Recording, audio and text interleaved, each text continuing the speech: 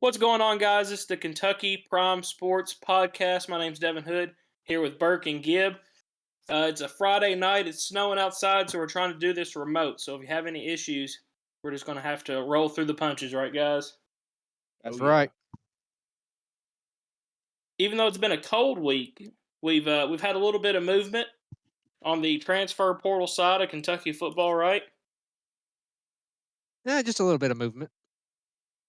What was you telling us about earlier before we started this, Burke? We got a wide receiver transfer from Clemson, right? Roy Stiletto. What do we know about Troy Stiletto?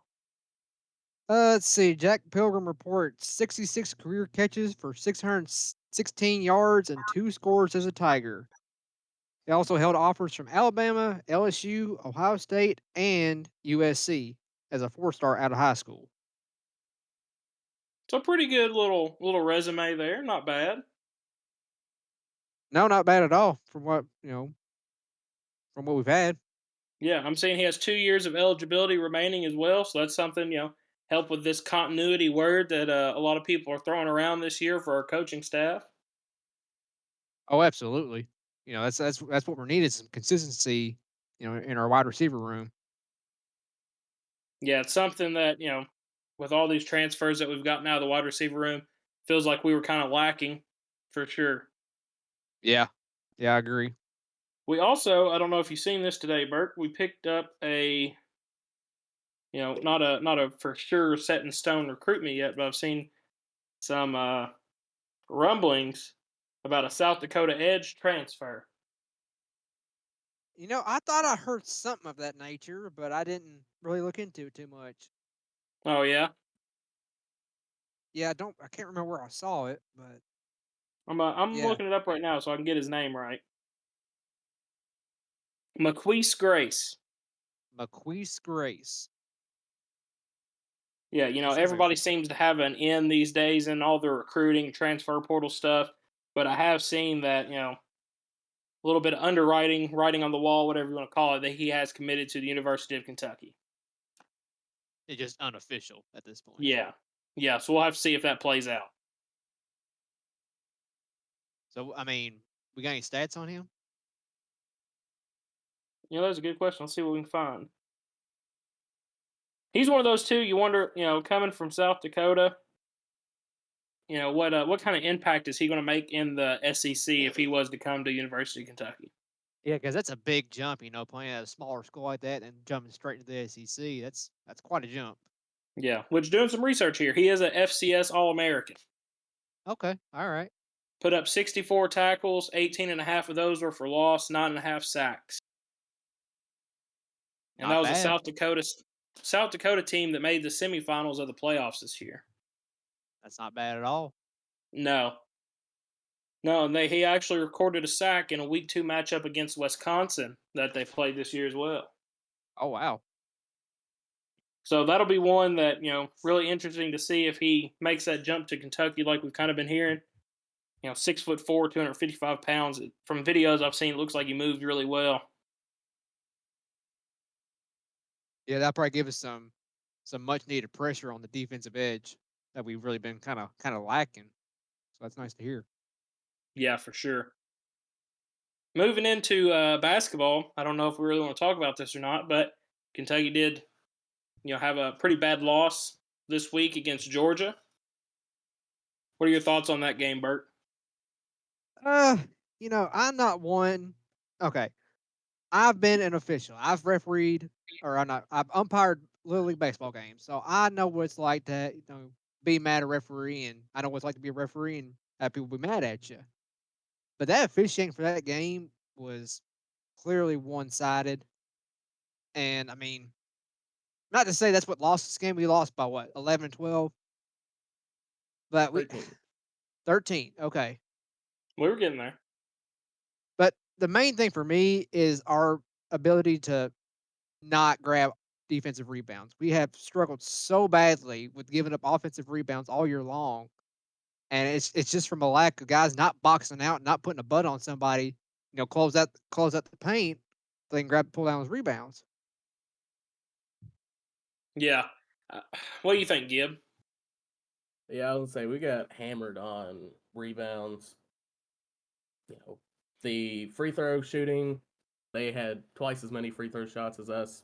Kind of questionable, but hey, leave it at that. Our 3-point shooting wasn't the best, going 6 for 25.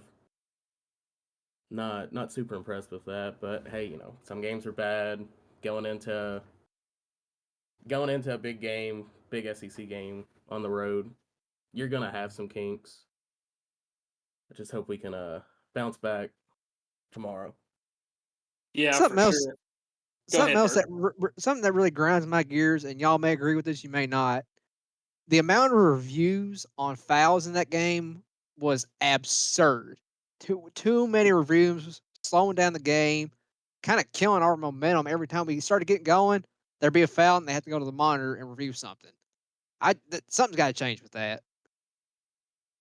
Yeah, for sure. That my opinion on that game was from top to bottom. That was one of the worst games I've ever seen from a production standpoint, an officiating standpoint, commentators. Like I said, top to bottom, that was a terrible, excuse of a game put out there. Even by Kentucky, I'll say that as well. But SEC Network, it wasn't a good performance on their part either. Yeah, supposedly SEC Network is run by ESPN, and the announcers are from ESPN, but the production is done by the media department from each school. So it would have been the Georgia media department that was putting on or doing all the producing for that game. If that So is the maybe case, that's they need to get back in the classroom. yeah, yeah.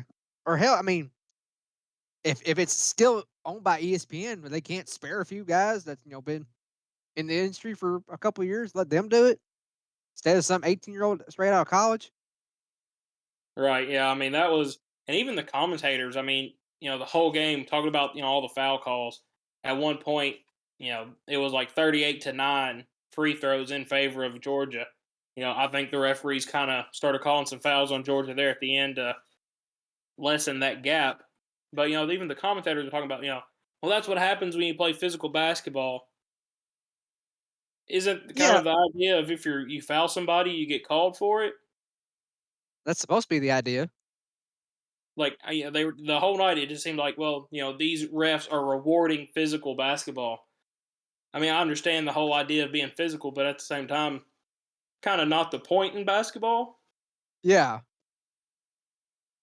Like you're not allowed to just reach in and slap somebody across the chest and go for a steal. That's a foul. And there was a several calls I thought should have been calls, and they just let it play on. But then there'd be little bitty like rinky dink calls that that would stop the game. It just didn't make no sense to me. Yeah, and I mean, I know we've all seen the video of the box out from Jackson Robinson, and the guy just goes flying across the court. Oh, an atrocious call, atrocious. That's bad officiating. Yeah, and so I mean, like you said, we're reviewing everything else. I mean, this kid goes flying across the court. How come we didn't review that? Exactly. Yeah, hate to be the guy that complains refs, but you have to wonder: was there maybe some underlying factors going into that game?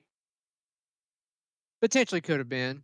Uh, you know, a big rumor in the sports world is these refs kind of they want to get their 15 minutes of fame. They want to see their face on the TV, so they want to blow their whistle more often. Just get that time in the spotlight. So maybe that's something to do with it. That could be so far fetched, not even true.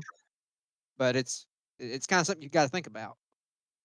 Yeah, that is true. Have you all seen that one of the refs that did that game? He was a NBA ref back in the day, and was kind of put to the sideline in the NBA for some alleged cheating.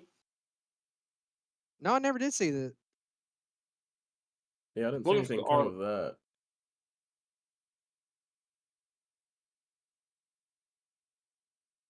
Oh gosh, can't remember this guy's name. I need to find it. Hold on. Take Well, your while time. you're looking that up, I got a question for y'all. Now that we were in SEC play, how do you think the SEC's going so far? How do you think the games are going? One game being the Texas or the not Texas. Tennessee Florida game. Did not expect that outcome. Tennessee's kind of been one of the top two dominant programs all year long, and to lose how they did to Florida was kind of a shock to me. For sure. That one was pretty bad to look at, especially looking back and checking in on it at halftime. Seeing Tennessee putting up 15 points, a program that can score a lot more and everything. That it was just a very shocking, assuming they had a pretty bad night shooting and just couldn't really get anything going. Uh, Sorry to change the subject here, but we got some breaking news here from one of our informants. There's allegedly 2 out of the 4 referees from the Kentucky Georgia game are being investigated for a betting scandal. So, maybe that had some influence on, how the game was played out, potentially. I mean, from looking at it, I mean, I'm not entirely surprised that it did happen or that allegation is going out. Yeah, Yeah. So I found it the might. article that I was talking about. Go ahead. So in 2007, Tim, I'm gonna butcher his last name, Donahue, the NBA official that was caught in the betting scandal and all that. Yeah.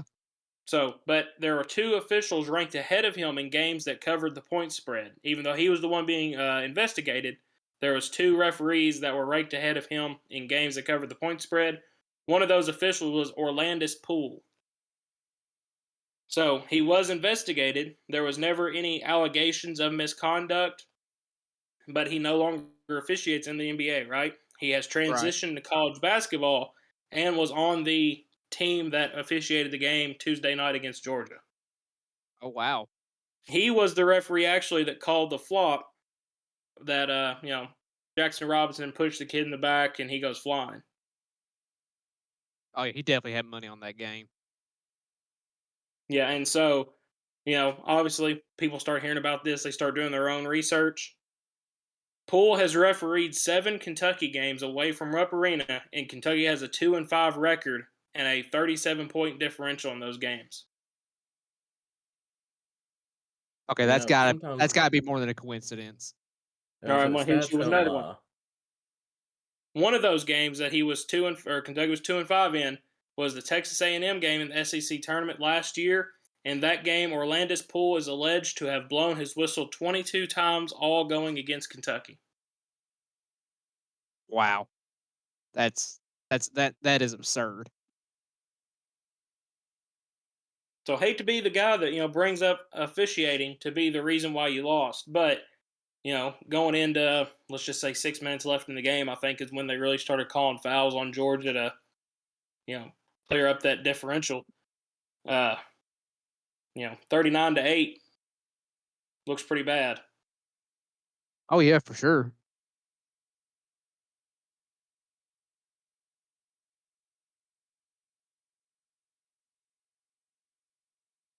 Now, Gib, what was your question you were asking earlier?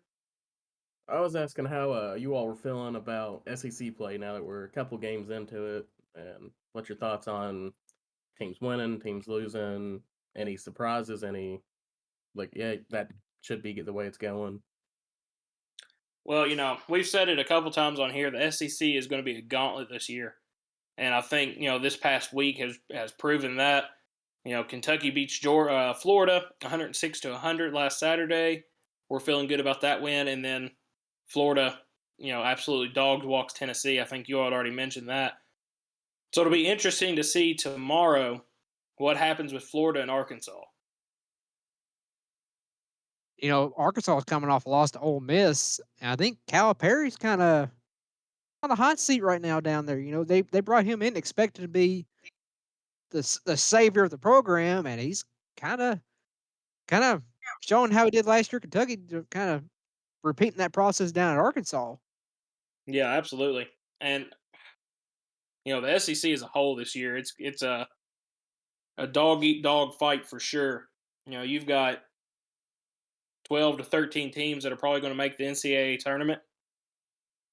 So I mean, I think anytime you go on the road in the SEC, if you're able to come away with a win, that's going to be, you can put one in your column there that you went in and kind of stole one. Honestly, I hate to say this. I don't think it'll happen, but it would not surprise me if Kentucky does not win a game on the road their entire SEC season.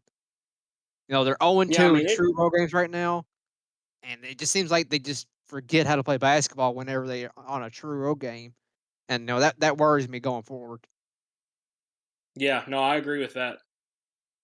One thing that I feel like always happens in these road games, and even I'm not even going to say just road games, but big games in general, is Jackson Robinson seems to just disappear.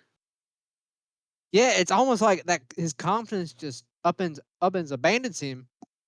When he gets on the bus and heads down to a road game. I I don't know. You think you see that in freshmen and sophomores. You really don't see that in 50 or seniors, especially someone as experienced as him. He was sixth man of the year last year in his conference. You would think he would kind of want to be in that spotlight, but he just kind of shies away from it. Yeah, yeah, that's one thing I think maybe going forward. We all wanted him to come in and be the guy. We thought, hey, if Mark Pope is able to get Jackson Robinson to not go to the NBA draft and transfer to Kentucky, he's going to come in and be the guy. Some people just aren't designed to be that person. Yeah, and Robinson, he's kind of bounced through a couple of schools, so maybe he's not as talented as people are saying. I don't think that's true, but it's very well possible that might be the case. Yeah, maybe, not to say I know ball better than Mark Pope, because absolutely I don't. Oh But, no. maybe it's time to think about, hey, we're going to bring Jackson Robinson off the bench. Maybe it's just a position he's more comfortable with. They talked about that on KSR today. Mark Pope has already come out and said that he will not bench Jackson Robinson solely because he doesn't want to kill his confidence. Oh, did he And say? I didn't hear that. yeah, they did say that today. And I kind of agree with that because he seems like a kid that if you bench him, you're gonna lose him. I say that, and I kind of hear Cal Perry's voice when I say that because he kind of did the same thing last year with Justin Edwards. But if he's more comfortable in that role, why not try it out one game? If he outperforms himself in one game that he has to pass 10 or 12, maybe it's the best thing for the program. Yeah, I wonder too, like, he would provide a valuable spark off the bench, I think. Oh yeah, for sure. That's been kind of one of our issues this year is whenever the second unit comes in, we have a big dip in scoring, we have a big dip in defense. Maybe he could be the guy that anchors that second team that's coming in to hold those minutes. I think the main issue with starting somebody else over him is okay. Let's say you bring Robinson off the bench and you start Kobe Bryant in his place. If you bench Robinson, you lose that defensive presence that he brings because Kobe Bryant he's not the best defender. Can score out of his mind at any given night, but you guys can play defense. You're asking a lot of him. Yeah, that is true. That kind of shocks me though that they said we don't want to kill his confidence because I feel like he kills his confidence the second his first shot doesn't fall. Yeah, and I don't think he's the only one doing that. I saw Amari Williams make a mistake. We're all human. We all make mistakes. But he makes one simple mistake, and it's just like it's the end of the world for him. He just gives up. Yeah, Jackson Robinson and Mari Williams both they wear their hearts on their sleeves for sure. Yeah, and I know they're competitors. I know they want to win. I know they're giving everything they got, but they just got to learn to realize mistakes happen. You're gonna miss shots. You're gonna turn the ball over. It's how you respond to that is what defines you as a player. Yeah, I mean you got to be like Otega Owe and jack it up 20 times a game. Yeah, I mean, Buddy's not scared to shoot the ball. no, and I like that. I like a Yeah, guy that's not afraid to shoot after he misses a couple times. yeah, and I think now that we're kind of talking about, it, I think this team is kind of plagued with that. We've got a few guys that if that first shot doesn't go in, their feelings are hurt.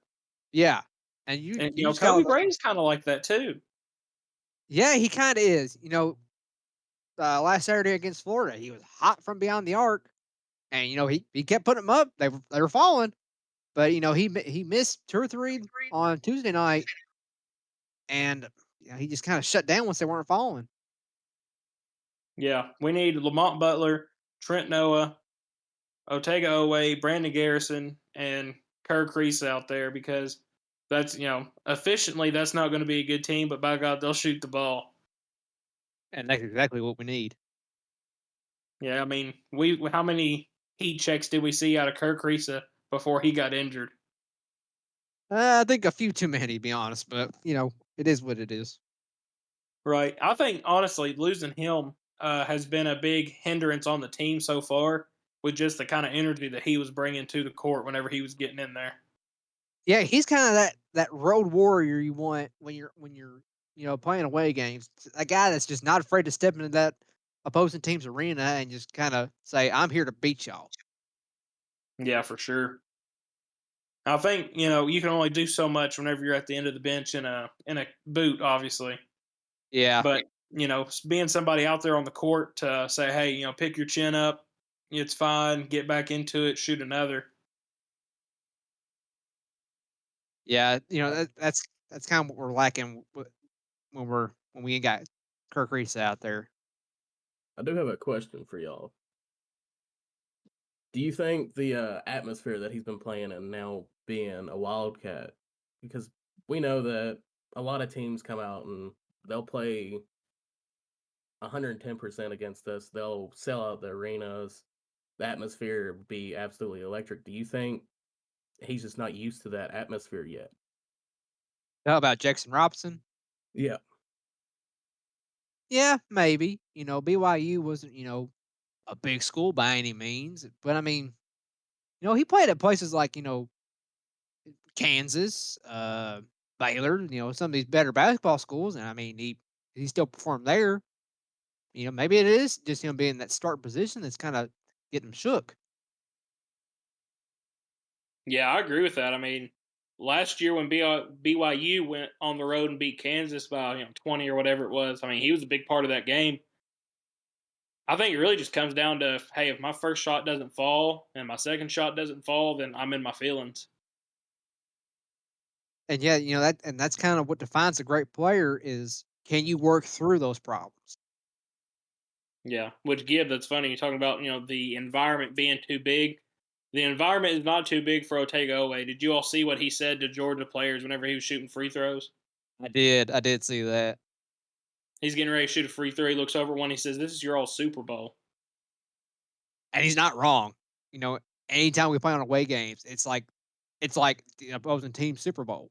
They pack the stadium, everybody shows out, and it's just a madhouse in there. Yeah, I mean, especially I don't know what it is about this year, but it seems like people want to beat this Kentucky team a lot more than the last few years with Cal. I mean, Well, there's maybe it's got. more. Go ahead, Gabe. My bad. I was gonna say there's more hype behind the team having a new coach and new energy and everything of that nature. It's just Kentucky's fresh again. 'Cause you Yeah, I saw can it with agree with that. Cal's teams whenever Cal first got there. Yeah, I can agree with that. Uh, you know, the fan base is kind of perked back up with the new arrival of Mark Pope, and I feel like other teams just want to bring that hype down. Yeah, that is true. I know one thing that I seen, maybe last season or 2 seasons ago. The SEC coaches came out in an anonymous poll, and they, kind of all agreed with each other, like we're not scared of Kentucky anymore.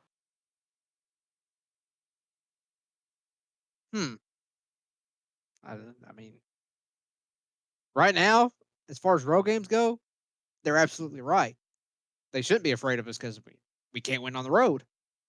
Well, that was like 2 years ago with Cal. Oh, well, yeah, then they're definitely right. Yeah, I'm gonna look it up. It's I may not be able to find it because it was like I said, it has been a few years. But they did the SEC end of the season polling or whatever it was preseason, and coaches were talking anonymously about how Kentucky's just not it with Cal anymore. They're not scared to play Kentucky. They're not scared to come to Rupp Arena. I think it was around the time Missouri was kind of hot with or not Ben Simmons, but Michael Porter Jr. Yeah, I forgot all about him. But yeah, so I mean, I feel like you all said, we're kind of getting some of that pep in our step back for sure about just Kentucky basketball as a whole. Yeah, there's certainly a new energy, with the new coach and the new team and, all these boosters kind of getting back in the game now that we have a whole new system. With all that being said, though, we do go on the road tomorrow, Saturday, playing Mississippi State. What do you guys think about that? Ugh. That's gonna be a tough one. I almost I almost feel like I need to pick Mississippi State to win that. Judging from the loss on Tuesday to Georgia, Mississippi State's a really good team. I think Joe already had them as a 2 or 3 seed last time I saw. So it's gonna be a madhouse in there on Saturday. For sure. What do you think, Gib?